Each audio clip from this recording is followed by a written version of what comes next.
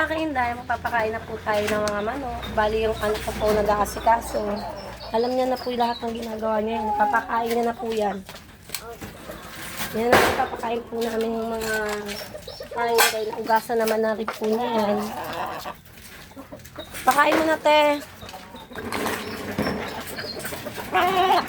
Nagwawala na talaga ang mga hayop namin, o, diba?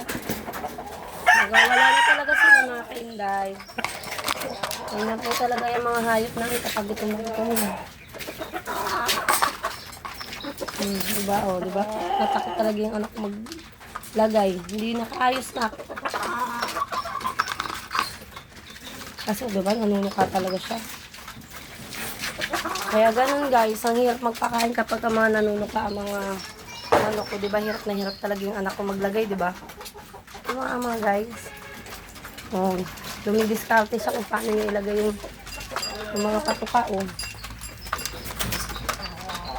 Kuhain na kayo isa. Ito, grabe. Sabi ko sa'yo, nagwawala talaga itong puti na ito, eh. Nagwawala, lalo na kapag ka nagdugo niya mga yan, sobra. Nanunuka po yung mga yan. Yan po ang ginagawa namin sa araw-araw. Papatuka kami ng hayop. Diba guys? Gutom na gutom talaga sila. Binabantayan po namin kasi minsan yung mga pato dito. Inaano ba yung mga patuka nila? Kinukuha.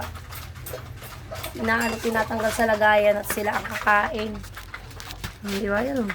Mga alaga ko talaga. Sobra ang gutom.